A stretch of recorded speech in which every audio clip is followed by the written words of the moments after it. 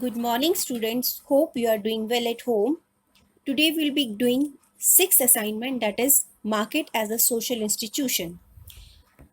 Market refers to a place where the things are bought and sold, a gathering of buyers and sellers. For example, weekly vegetable market or a category of trade or business market of cars, clothes. Market एक ऐसी जगह है जहां आप कुछ भी खरीद सकते हो या बेच सकते हो. सो बेसिकली मार्केट हमें कमोडिटी ट्रेड कॉमर्स कंडक्ट किया जाता है. जो मार्केट होती है वो ऐसी जगह है जहां हम कंडक्ट कार्स को भी बेच सकते हैं, खरीद सकते हैं, और क्लोथ्स को भी बेच खरीद सकते हैं.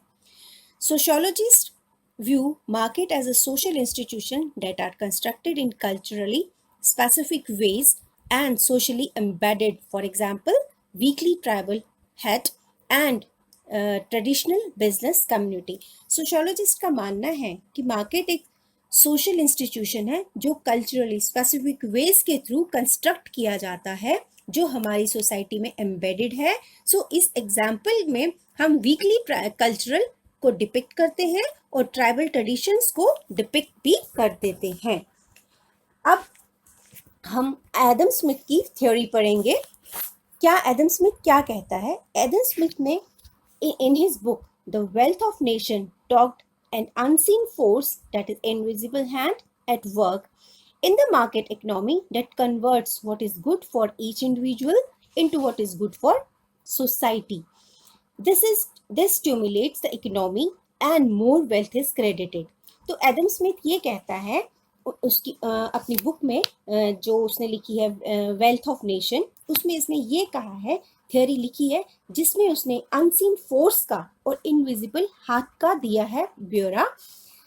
तो हमारी मार्केट है, हर एक इंडिविजुअल अपने एक इंटरेस्ट परस्यू करने के लिए काम करता है. जैसे हम मार्केट जाते हैं, हम अपना काम करके परस्यू कर देते हैं. जैसे एक कंज्यूमर और एक प्रोड्यूसर वो अपने इंडिविजुअल लेवल पे अपने गुड्स को खरीदता है या बेचता है, तो वो दोनों अपने इंटरेस्ट के लिए काम करते हैं. But at the same time ये पूरी मार्केट जो होती है वो इकोनॉमी को रेगुलेट हो रही होती है. तो हमारी मार्केट का बैलेंस हो रही है. इस तरीके से एडम स्मिथ को अनसीन और विजिबल अनविजिबल हाथ का ब्यौरा देता है. अब एक फ्रेंच वो फ्रेज है जो this can be brought fourth through economic philosophy of layer fair, a French phrase meaning leave alone और लेट इट बी. अब हम ये इम्पॉर्टेंट टॉपिक है कि एक फ्रेंच फ्रेज है लेयर फ्रेज जिसका मतलब है let it be and leave alone. इसका मतलब है जो मार्केट चल रही है वो वैसे ही फ्रीली चलती रहे. मार्केट के जो फोर्स हैं, सप्लाई डिमांड की जो फोर्स है, अकॉर्डिंग टू द मार्केट वो रेगुलेट होने दो और कोई भी स्टेट उसमें इंटरफेयर नहीं कर सकती है. आगे हम पढ़ेंगे एल्फ्रेड जेल्स दोहराई मार्केट. आदिवासी विलेज की जो मार्केट होती है in Bastar, layout symbolises the hierarchical intergroups social relations going beyond the economic functions. अब हम आगे पढ़ेंगे Alfred Gell's Dhorai market. Dhorai market एक ऐसे स्ट्रक्चर होता है जो आदिवासियों का होता है, जो आदिवासी का एस्टैब्लिश्ड मार्केट होता है. इसका लेआउट हम देखेंगे. आउटर सर्कल जो बताता है, इसमें आउटर सर्कल जो होता है वो ट्राइबल वेजिटेबल सेलर्स होते हैं और लोकल वेल सेलर्स होते हैं, लोकल वेयर सेलर्स होते हैं. जो लोकल जो पुअर सेलर्स होते हैं, आदिवासी जो होते हैं, वो बाहर की दुनिया में, बाहर के सर्कल में बैठते हैं और उससे बाहर वाले ही पुअर सेल करते हैं, उससे खरीदते हैं और बेचते हैं. अंदर वाले सर्कल में wealth Rajput jewellers, wealthy Rajput अमीर लोगों का सर्कल होता है जहां पे राजपूत सेलर्स खरीदते हैं और बेचते हैं. मिडिल रैंकिंग ट्रेडर्स, ये मिडिल रैंकिंग ट्रेडर्स भी कहलाती है. आगे हम पढ़ेंगे कास्ट एंड किन का. Now we will start. Caste and kin network contribute to the success of a business. ये कास्ट और किन जो व्यापार को प्रोत्साहन में जाति और उनके खून को योगदान दिया है, जो वो कास्ट और किन बताता है. Pre-colonial India had extensive trading network. India major exporters of handloom, cloth and spices, etc. Merchant groups and banking credit system, hundi or bill of exchange existed.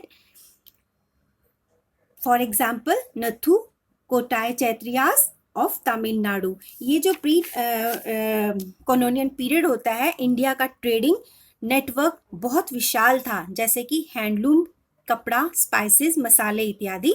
ये ट्रेडिंग नेटवर्क एक कम्युनिटी बेस होता है जो तमिलनाडु के लोग करते थे. उनमें एक क्रेडिट सिस्टम होता था जिसमें बैंकिंग सिस्टम भी होता था, जिसका नाम दिया है हुंडी. ये हुंडी बेसिकली एक पेपर है जो बिल ऑफ एक्सचेंज की तरह यूज होता है. ये सिर्फ तमिलनाडु की कम्युनिटी में ही चलता है, जैसे नाथुकोट्राय चैत्रियास. अमंग द नाटुकोटल चैत्रियास और कास्ट सच एज नताकाराय of Tamil Nadu, banking and trading activities were deeply embedded in social organizations of the community. ये तमिलनाडु में दो ऑर्गेनाइजेशंस नकाताराज और नथुकोटाय चैत्रियास हैं जो आपस में समूह के आपस में बैंकिंग से ट्रेडिंग एक्टिविटी करते थे. जो बिजनेस और कमर्शियल स्ट्रक्चर जाति और खून के रिश्ते आपसी परिवार में सीमित रह गया. तमिलनाडु का जो बैंक था वो नताराज और संयुक्त परिवार की देखरेख में चलता था. The structure of caste, kinship and family were oriented towards the commercial activity and business activity was carried within their social system. ये जो तमिलनाडु का संयुक्त परिवार था उनकी देखरेख में चलता था. Nagarathar banks were basically joint family first, so that the structure of business firm was same as of the family. तो ये जो चैत्रियास हैं, ये व्यापारी लोग हैं. एक विशाल समुदाय के कारण अपने व्यापारिक गतिविधियों को इन्होंने संभाला था. Nagarathar bank basically their extensive caste and base social networks allowed Chaitriya's merchants to expand their activities into Southeast and Asia Ceylon. तो इन्होंने व्यापारिक गतिविधियों से, इन्होंने अपने समुदाय के व्यापारिक गतिविधियों से इन्होंने साउथ ईस्ट एशिया में और श्रीलंका में ले जाने में सफल हुए. तो इंडिया का ये the tradition business communities in India are Vaishyas, Parsis and Sindhis, Bohras and Jains. तो इंडिया की traditional business community Sindhis, Bohras, Parsi और जैन है. अब हम इसमें ये क्वेश्चन आ जाता है, ये क्वेश्चन पूछ सकते हैं बोर्ड वाले, how caste and kinship contribute to the success of a business. और ये भी पूछ सकते हैं, on what basis caste and kinship trade network is constructed in Indian society. अब हम आगे पढ़ेंगे कॉन्सेप्ट ऑफ क्लोनाइजेशन. क्लोनाइजेशन मतलब एक विचारधारा जिसमें एक देश दूसरे देश पे विजय प्राप्त करके अपने रूल्स रेगुलेशंस उस देश पे इम्प्लीमेंट करता है. तो ये एक ऐसी क्लोनाइजेशन है जिसमें एक रूल्स फोर्सफुली वो दूसरे देश पे करता है. The colony becomes subordinated part of the colonizer's country and is exploited in various ways for the colonized country gain. तो ये colonial period में इंडियन मार्केट ब्रिटिशर्स का हुक्म रानों के हिसाब से चलेगी. ब्रिटिशर्स अपने फायदे के लिए इंडिया को एक्सप्लॉइट करते थे. आगे, the advent of colonial rule in Indian led to demise of handloom industry. India became a source of raw material, agriculture products and consumer of manufacturing. तो ये जो ब्रिटिशर्स थे, ब्रिटिशर्स के कारण इंडिया में हैंडलूम का बिजनेस खत्म हो गया था और इंडिया अब रॉ मटेरियल, एग्रीकल्चर प्रोडक्ट्स और कंज्यूमर मैन्युफैक्चर्स गुड्स का सोर्स बन के रह गया अंग्रेज़ों के लिए. और हैंडलूम के कारण, ये जो हैंडलूम खत्म हो गए तो इसके कारण बहुत ज़्यादा क्वांटिटी में नुकसान हुआ. It led to the flooded market of with cheap manufactured textile of England. तो सस्ते मैन्युफैक्चर्ड के कारण टेक्सटाइल्स गुड इंग्लैंड से आने लगे. In the colonial era India began to be more fully linked to the world capitalist economy. तो colonial era के कारण इंडिया लिंक होने लगा वर्ल्ड की बेस्ट कैपिटलिस्ट इकोनॉमी के साथ। और इसमें पहले यूरोप आए, new groups were added, especially the Europes entered into the trade and business, sometimes in alliance with the existing merchants and in some cases by forcing them out। तो ये Europe के नए नए ग्रुप्स आने लगे जिन्होंने enter किया trade और बिजनेस में बाय मेकिंग अलायंस, गठबंधन, अलायंस होता है गठबंधन, विद मर्चेंट्स ऑफ कम्युनिटी, और कुछ केसेस को उन्होंने फोर्सफुली बाहर निकाल दिया। In some cases new communities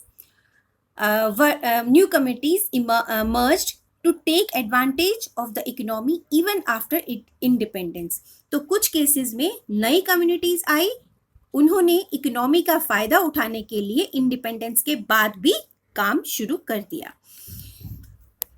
आगे है the expansion of market economy के कारण। The expansion of market economy brought a new community taking advantage of available opportunities to control hold economic power even after the independence, for example Marwaris. तो expansion, बढ़ावा जब मिला economy को नई community के कारण, जिसने अपॉर्चुनिटीज का फायदा उठाया इकोनॉमिक पावर को कंट्रोल करने के लिए, इवन आफ्टर इंडिपेंडेंस, जैसे मारवाड़ीज आफ्टर इंडिपेंडेंस आए और उन्होंने अपना फायदा जमाया।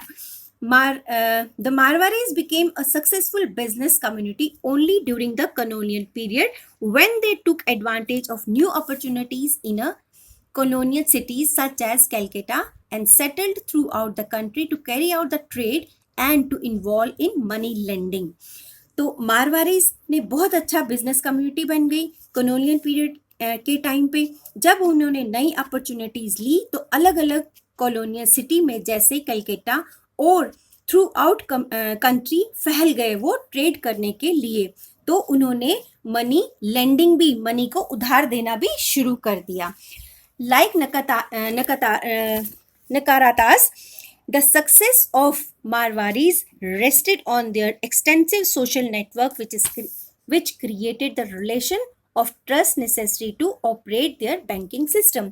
जैसे नकाता राज है, वो जो मारवाड़ीज की सक्सेस, वो बहुत बड़ा उन्होंने सोशल नेटवर्क होने के कारण जो उन्होंने ट्रस्ट बना के रखा, वो इसी के कारण बैंकिंग भी, अपना बैंकिंग सिस्टम भी चला पा रहे हैं। In late colonial period, after independence, some Marwaris families transformed themselves modern industrialists, and even today Marwaris control more of Indian than any other community।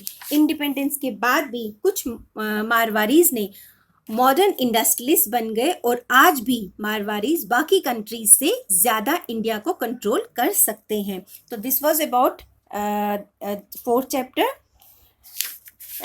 Jajmani system will be doing tomorrow। Okay, thank you।